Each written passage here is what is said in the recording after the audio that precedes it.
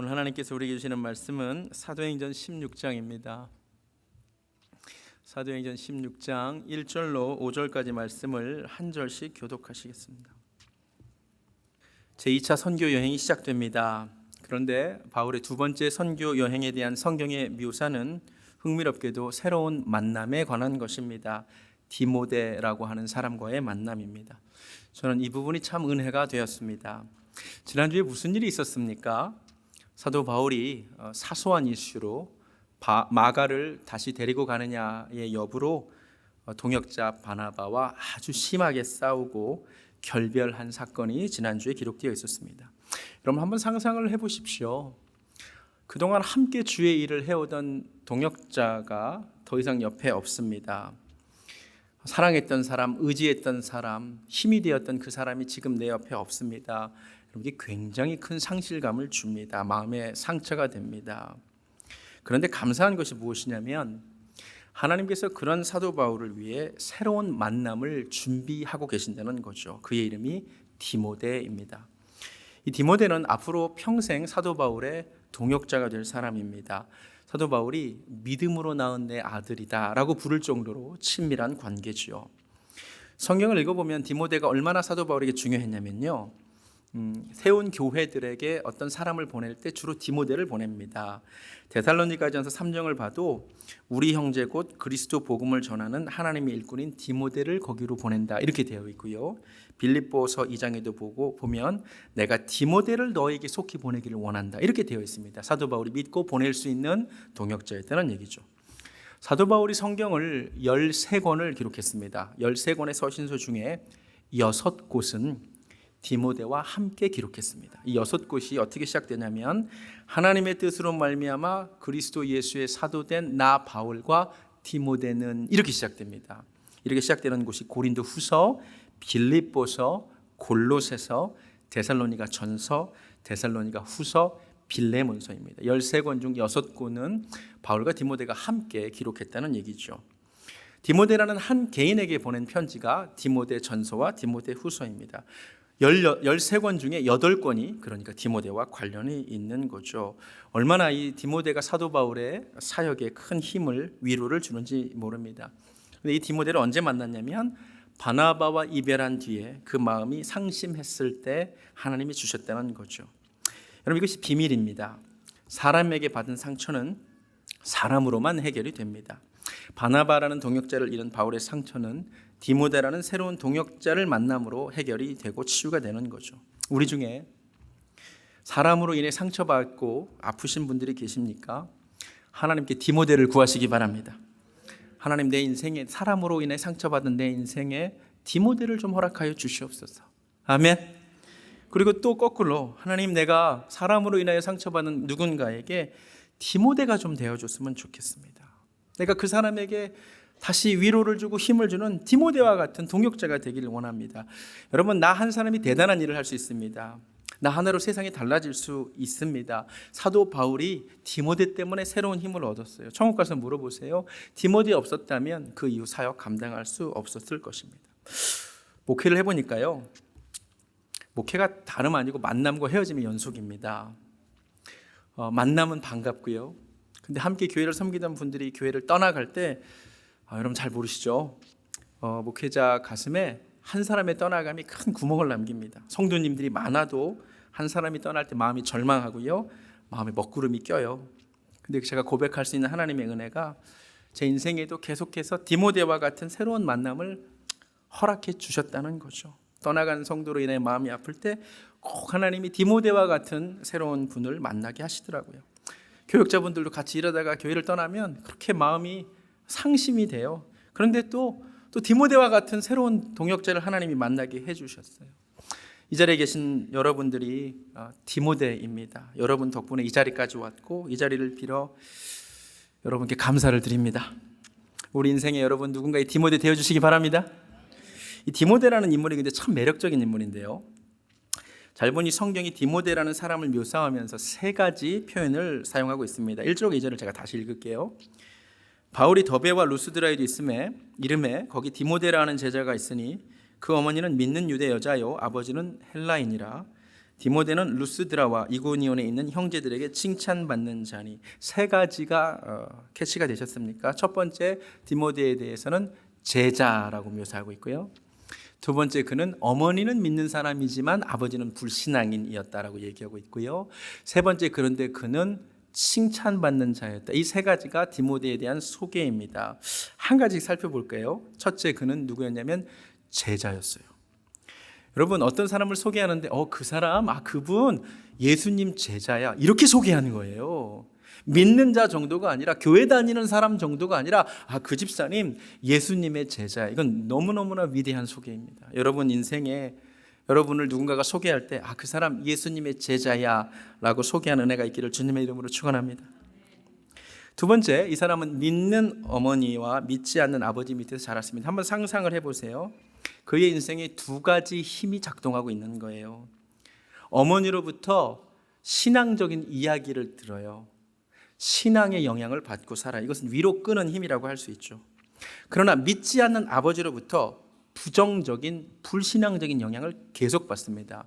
여러분, 이 아버지가 대단히 고집스러운 사람인 게 무엇이냐면, 원래 유대 사회는 모계를 따릅니다. 어머니가 유대인이면 아들을 유대인으로 인정을 합니다. 그런데 이 유대인으로 인정받을 수 있는 디모데가 이때까지 할례를 받지 못했어요. 아버지가 반대했기 때문입니다. 아버지의 고집이 상당한 분이에요. 그러니까 이 디모데라는 한 사람을 두고 두 세계가 충돌합니다. 두 가지 힘이 항상 작동합니다. 어머니로부터 신앙의 힘이 나오고요, 신앙으로 끌어가려는 힘이 느껴지지만 아버지로부터 불신앙의 힘이 계속해서 느껴집니다. 어머니하고 이야기를 나눌 때는 하나님 살아계신 것 같아요. 하나님이 세상을 만드셨고 하나님이 나를 지으신 것 같아요. 아버지하고 얘기를 나눌 때는 그런 건 전혀 없는 것 같아요. 세상은 그냥 저절로 생긴 것 같아요. 이 두 힘 가운데 디모데가 자라나고 있습니다.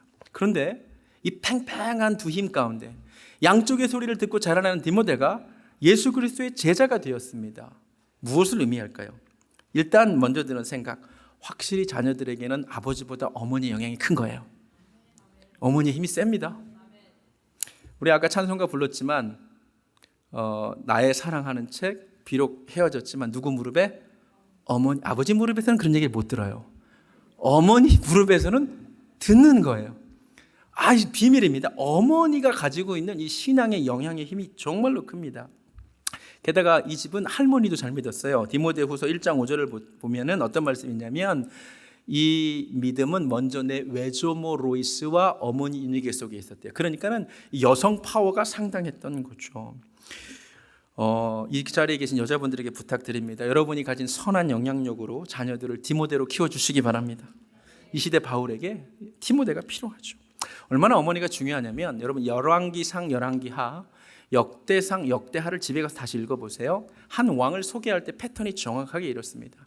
한 왕의 이름을 이야기합니다. 이 왕이 몇 살의 왕에 즉위해서 몇 살까지 통치했다가 나옵니다. 그리고 그 다음에 이 왕이 하나님 보시기에 바른 왕이었더라, 혹은 하나님 보시기에 악한 왕이었다라는 평가가 나옵니다. 그리고 뒤에 이어서 그런데 이 왕의 어머니는 누구였다라고 이름이 나옵니다. 제 귀에는 이렇게 들립니다. 이 왕이 하나님 보시기에 바른 왕이었는데 그 배후에는 그 어머니가 있었다. 이 왕은 하나님 보시기에 악한 왕이었는데 그 배후에는 그 어머니가 있었다라고 들립니다. 어머니의 힘이 어마어마합니다. 저도요, 물론 아버지가 목사님이셨지만 어렸을 때 가만히 생각해 보면 어머니의 영향이 굉장히 큰 거죠. 저희 어머니가 지금 많이 아프세요. 그래서 좀 많이 기도해 주셨으면 좋겠는데, 어렸을 때 아침에 밥을 먹으러 가면 하나님의 양식 먹고 왔어? 영의 양식 먹고 왔어? 물어봐요. 그러면 안 읽었어? 밥 못 먹어요.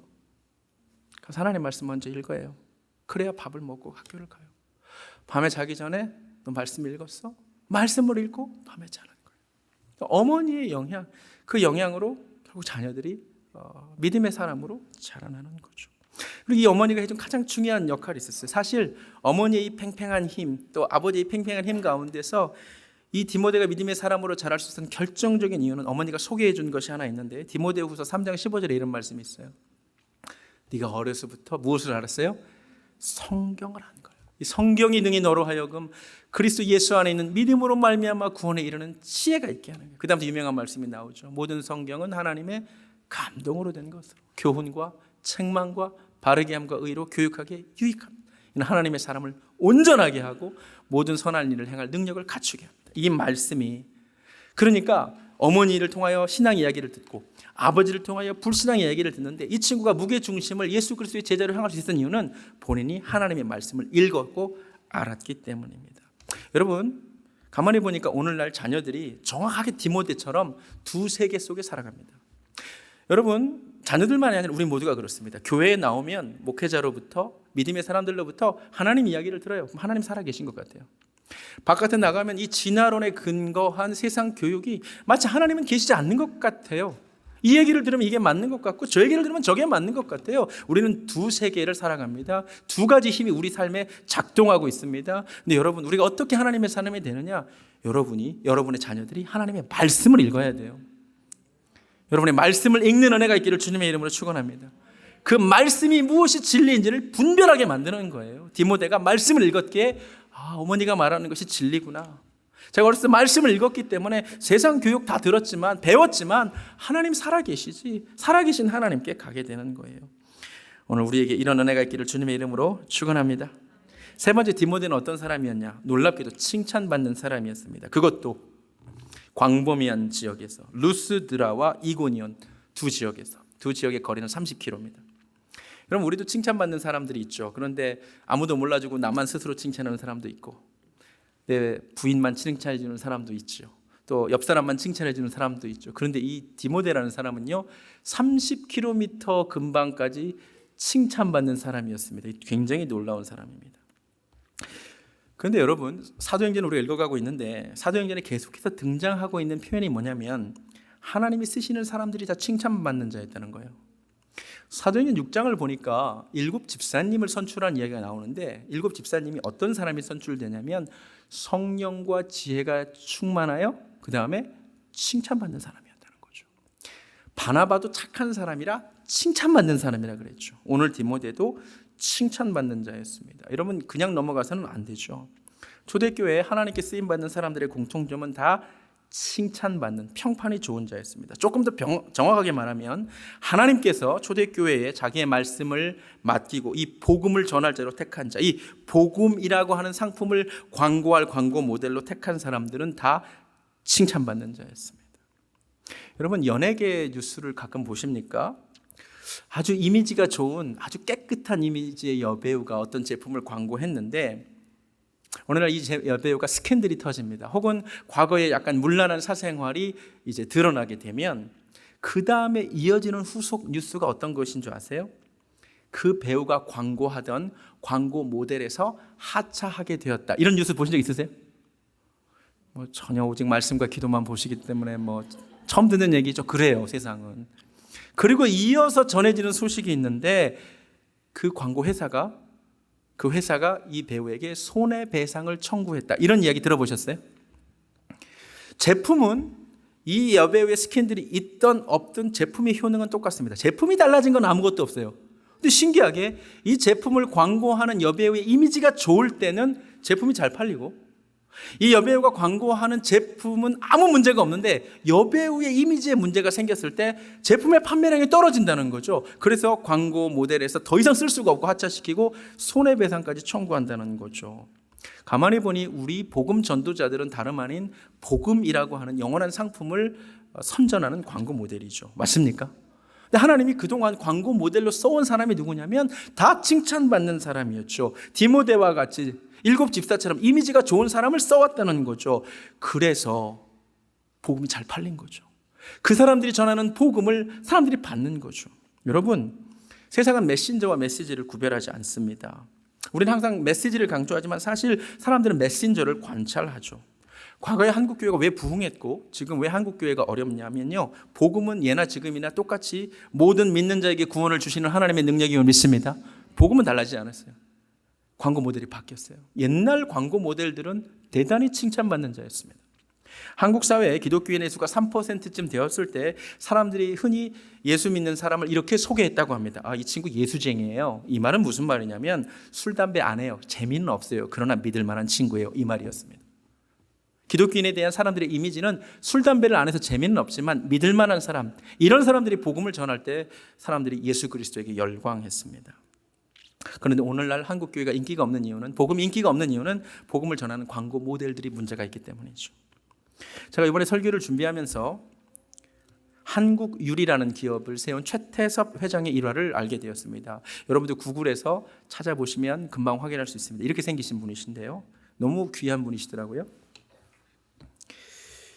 이분이 사업을 하는데 6.25 발발하기 전에 돈을 빌려서 사업을 하시다가 이제 대출을 갚아야 될, 돈을 빌린 돈을 갚아야 될 때가 다가와서 돈을 갚아야 하는데 한국 전쟁이 터졌습니다. 6.25가 터졌습니다. 여러분, 전쟁터예요.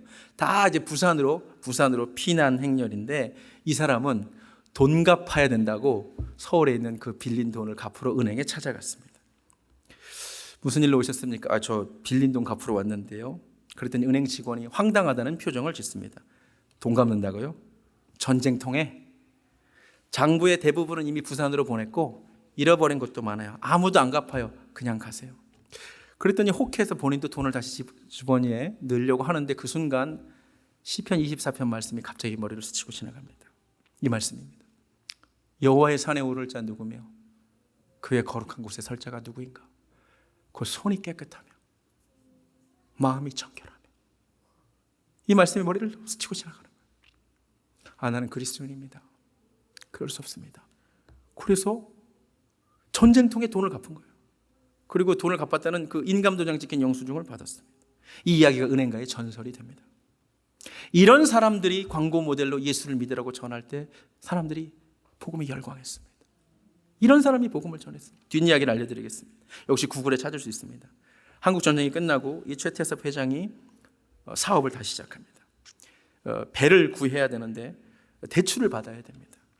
그래서 부산에 있는 은행을 찾아가 융자를 신청하는데 전쟁이 끝난 후라 누구도 믿을 수 없어서 대출이 거절당합니다. 그래서 거절당하고 돌아가다가 마침 자기가 예전에 갚은 그 대출금은 제대로 상환이 되었나 궁금해서 그 영수증을 보여줬습니다. 그랬더니 은행 직원이 깜짝 놀라면서 바로 당신이군요.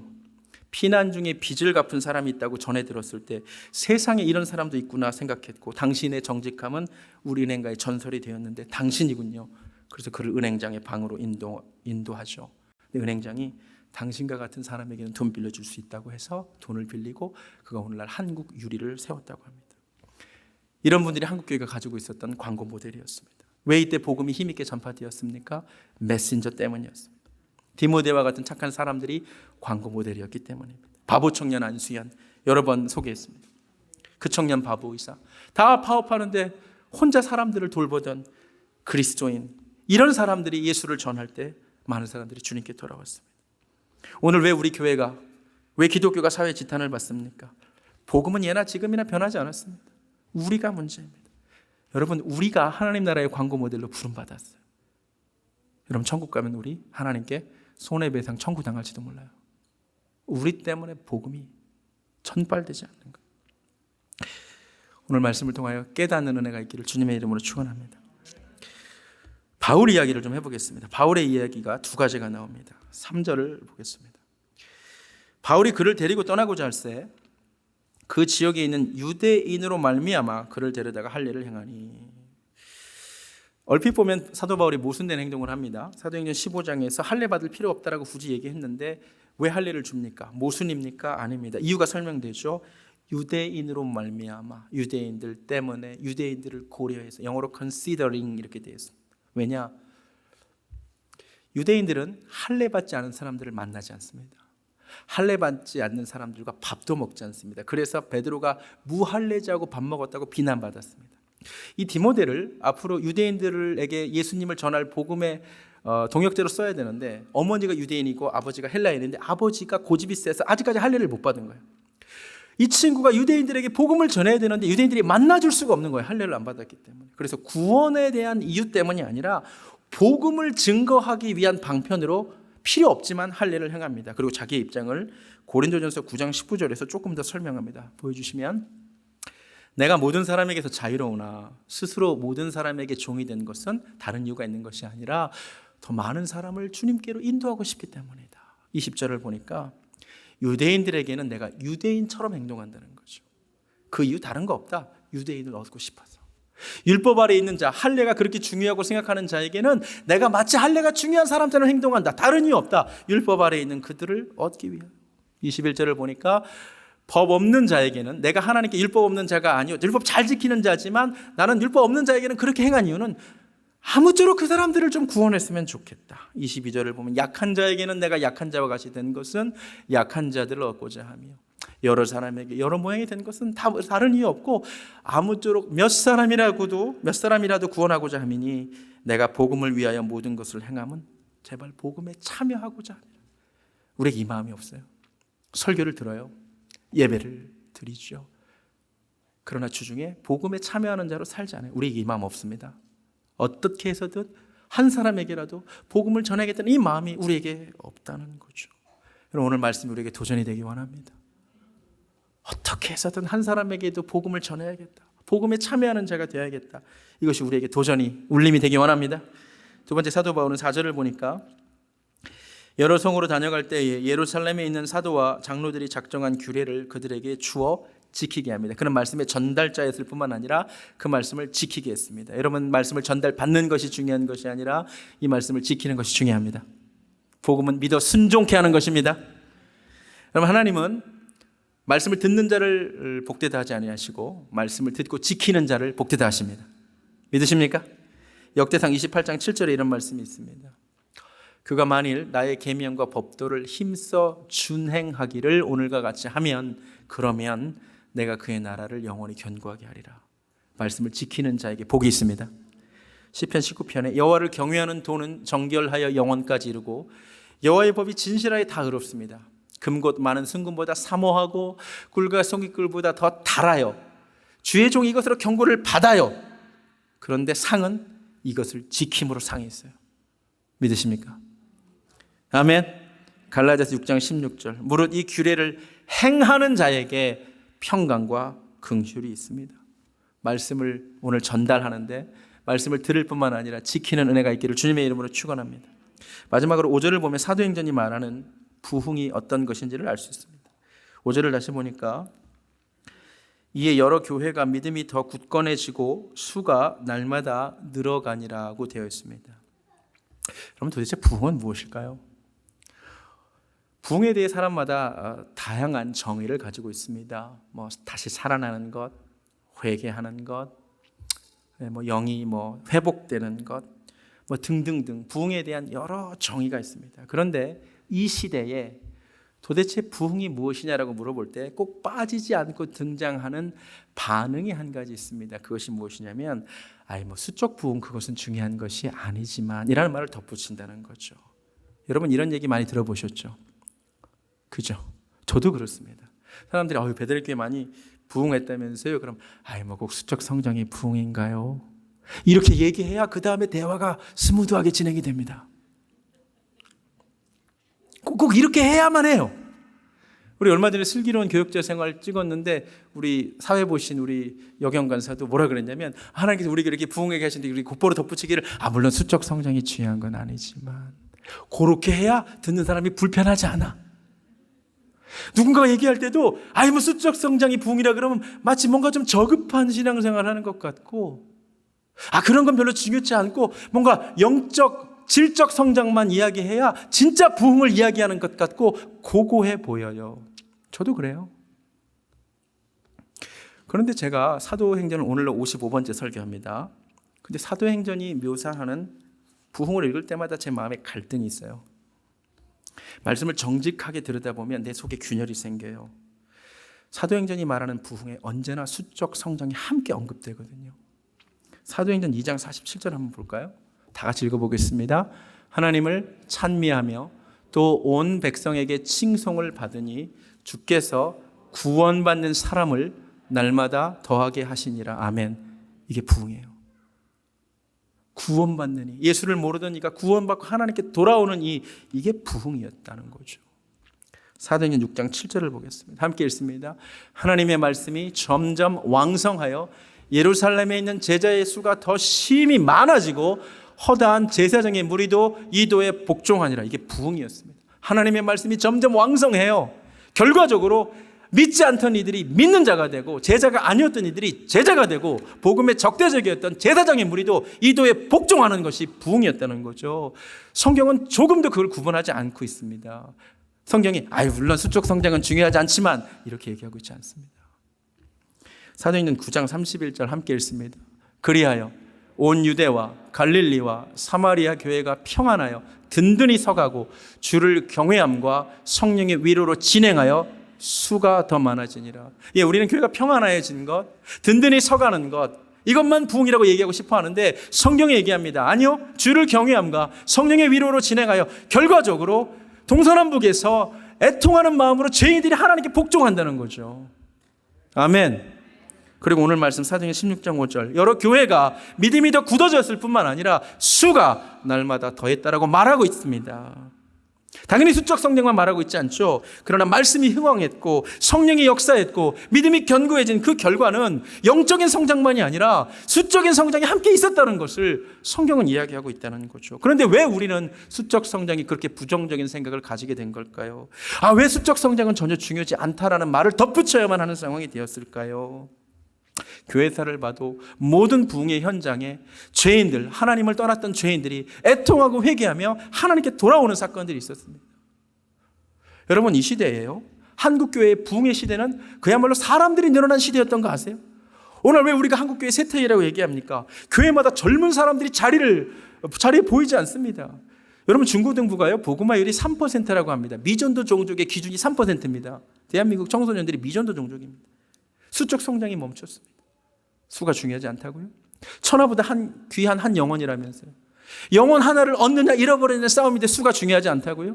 여러분, 우리가 예배 드리고 나면 예배에 몇 명 참석하는가 숫자를 셉니다. 그럼 누가 또 비판하더라고요. 왜 교역자들이 사람 숫자 세냐고? 여러분, 양떼를 맡은 목동들이 아침에 일어나서 제일 먼저 한 일이 양 숫자 세는 겁니다. 밤새 잃어버린 양이 있는가? 양들이 하루 일과를 마무리하면서 마지막으로 하는 일이 양 숫자 세는 겁니다. 잃어버린 양 없는가? 한 영혼, 내 양이 아니라 맡기신 이의 양이기 때문에 여러분, 하나님의 우리의 양떼들이 떠나가고 있습니다. 교회들이 텅텅 비어가고 있습니다. 하나님의 마음이 애통하고 있습니다. 괴롭습니다. 하나님이 한 영혼이 하나님께로 돌아오면 하늘나라에 천국잔치가 벌어진다는데 우리는 고고하게 얘기합니다. 수적 성장 중요하지 않아. 어디서 배운 이야기입니까? 이 시대에 수적 성장이 멈췄기 때문에 혹시 하는 이야기는 아닙니까? 여러분, 우리가 회개하기 원합니다. 부흥을 보기 원합니다. 떠나갔던 사람들이 하나님께로 돌아오는 역사를 보기 원합니다. 죄인들이 하나님께 굴복하는 것을 보기 원합니다. 그게 부흥입니다. 동서남북에서 회개의 역사가 일어나서 식었던 심정이 다시 뜨거워져서 예배의 자리로 하나님께 돌아오는 것, 이것이 부흥입니다. 아틀란타에 부흥이 있기 원합니다. 우리 교회를 통해 부흥을 보기 원합니다. 여러분, 이 시대에 부흥을 사모해야 됩니다. 고고하게 앉아서 얘기할 때가 아닙니다. 하나님, 부흥을 허락하여 주시옵소서. 내 자녀들이 하나님을 멀리 떠났는데 하나님께로 돌아오게 하여 주시옵소서. 부흥이 필요합니다. 부흥은 말씀과 성령의 역사입니다. 그 부흥이 회복을 가져옵니다. 첫사랑을 회복하게 만듭니다. 죄인들이, 타락했던 이들이 하나님께로 돌아오게 되는 것입니다. 교회가 부흥하지 않으면 하나님의 우리가 텅텅 빕니다. 이 땅의 황무함을 보시옵소서. 한국교회가 텅텅 비어가고 있습니다. 이 시대에 부흥이 필요합니다. 말씀을 마칩니다. 사람을 통해 받은 상처는 사람을 통해서만 치유됩니다. 바울에게 하나님이 디모데를 주셔서 치유하셨어요. 여러분, 우리도 인생에 디모데를 만나는 복이 있기 원합니다. 누군가에게 디모데 되어주시기 바랍니다. 디모데는 두 세계 속에서 두 힘을 느끼며 살았습니다. 신앙의 말, 신앙의 힘, 위로 끄는 힘, 아래로 끄는 힘, 불신앙의 말. 여러분, 원래 아래로 끄는 힘이 더 세요. 그런데 그가 예수 그리스도의 제자가 될 수 있었던 이유는 그는 어려서부터 성경을 알았기 때문에. 여러분, 하나님의 말씀을 읽으시기 바랍니다. 그는 칭찬받는 자였습니다. 그리스도의 광고 모델로서 적합한 자였습니다. 우리가 칭찬받는 자가 아닌 것이 문제인 것입니다. 사도 바울은 어떻게든 복음에 참여하는 자가 되기를 원했습니다. 말씀을 전할 뿐만 아니라 지키게 하기 원했습니다. 마지막으로 우리 교회가 부흥을 경험하기 원합니다. 사도행전 2장처럼 우리 교회를 통해 주께서 구원받는 사람을 날마다 더하게 해주시기 원합니다. 사도행전 6장처럼 하나님의 말씀이 힘을 얻고, 하나님의 말씀이 힘을 얻고, 정말 하나님의 말씀이 힘을 얻었으면 좋겠어요. 제자의 수가 날마다 더해지기 원합니다. 사도행전 9장처럼 교회가 평안해지고 든든히 서가고 주를 경외함과 성령의 위로로 진행하여 수가 더 많아지기 원합니다. 사도행전 16장 5절처럼 우리가 좀 믿음이 견고해지고 구원받는 이들, 죄인들이 회개하여 수가 더해지는 애가 있기를 원합니다. 부흥을 사모합니다. 이 땅의 황무함을 보소서. 불쌍히 여겨주시옵소서. 지금 찬양합니다. 이 땅의 황무함을 보소서. 찬양하겠습니다.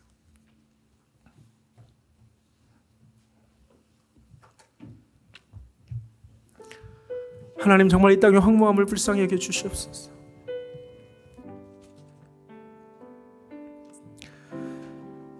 이 땅의 황무함을 보소서. 하늘의 하나님, 긍휼을 베푸시는 주여, 우리의 죄악 용서하소서. 이 땅 고쳐 주소서. 이제 우리 모두 하나 되어 이 땅에 무너진 기초를 다시 쌓을 때 우리의 우상들을 성령의 불 임하소서. 성령의 불 임하소서. 부흥의 불길 사모합니다. 부흥의 불길 타오르게 하소서. 진리의 말씀 새롭게 하소서. 진리 말씀 이 땅 새롭게 은혜의 강물 사모합니다. 은혜의 강물 흐르게 하소서. 성령의 바람 불어오기를. 성령의 바람 이제 불어와. 우주의 영광 가득한 새날 주소서. 우주의 나라 이 땅에 힘아. 우리 다같이 일어나서 두 손 들고 찬양합니다. 부흥의 불길 타오르게 하소서. 부흥의 불길 타오르게 하소서. 하나님 다시 부흥을 주소서. 진리의 말씀 이 땅 새롭게 하소서. 아멘.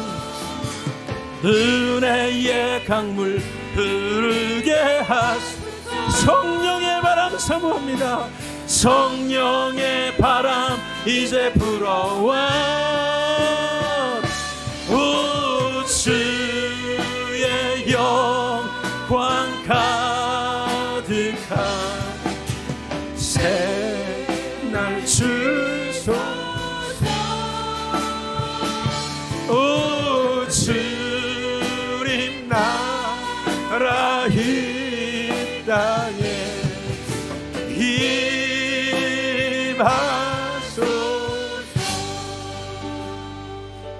하나님, 하나님의 목장에 하나님의 우리의 양떼들이 떠나가고 젊은이들이 세상을 쫓아 떠나가고 주의 전들이 텅텅 비고 있는 이때에 한 영혼을 놓고 정말 치열한 영적 전투가 벌어지는, 한 영혼만 하나님께 돌아오면 하늘나라에서는 잔치가 벌어지는, 우리가 뭐라고 앉아서 수적 성장은 중요하지 않다고 고고하게 이야기했음을, 교만하게 이야기했음을 하나님 용서하여 주시옵소서. 아버지, 하나님의 전에 하나님의 목장에 다시 주의 양떼들이 가득하게 하여 주시옵소서. 주를 떠난 잃어버린 영혼들이 다시 하나님께로 굴복하여 돌아오게 하여 주시옵소서. 부흥의 불길을 허락하여 주시옵소서. 진리의 말씀 이 땅 새롭게 하여 주시옵소서. 은혜의 강물 다시 흐르게 하여 주시옵소서. 성령의 바람 다시 불어오기 원합니다. 주여, 아틀란타에 부흥을 허락하여 주시옵소서. 아버지, 교회를 통하여 부흥하게 하여 주시옵소서. 한국교회가 다시 부흥케 하여 주시옵소서.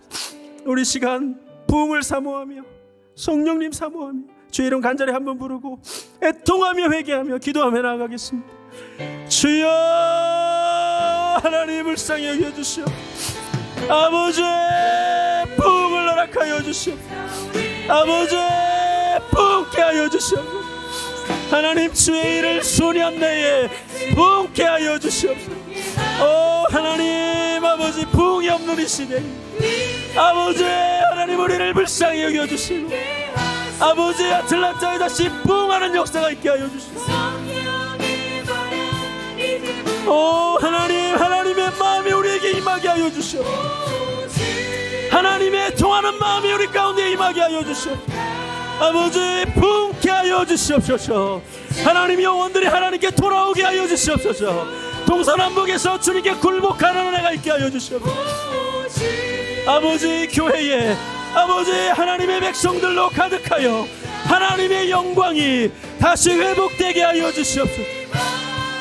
영유아부가, 유년부가, 초등부가, 중고등부와 청년부가, 아버지, EM이 장년부가 하나님의 백성들로 가득하게 하여 주시옵소서. 할렐루야, 감사합니다. 할렐루야, 감사합니다. 하나님, 주의 일을 부흥케 하소서. 주의 일을 부흥케 하소서. 할렐루야, 하나님 역사하여 주시옵소서. 하나님 감사합니다. 오늘 성령님 우리 가운데 역사하여 주시고 성령님 우리 가운데 말씀하시고 성령님 우리 가운데 임재하시고 운행하실 줄로 믿습니다. 하나님의 영광 다시 보기 원합니다. 이 나라가 하나님께 영광 돌리기를 원합니다. 주여, 아버지 도와주시옵소서. 성령님 도와주시옵소서. 주님 나라 이 땅에 임하기를 원합니다. 할렐루야, 할렐루야. 하나님 감사합니다. 한 번 더 고백합니다. 부흥의 불길 타오르게 하소서. 부흥의 불길 타오르게 하소서. 진리의 말씀 이 땅 새롭게 하소서. 은혜의 강물 흐르게 하소서. 성령의 바람 이제 불어와. 주의 영광 가득한 새날 주소서. 주님 나라 이 땅에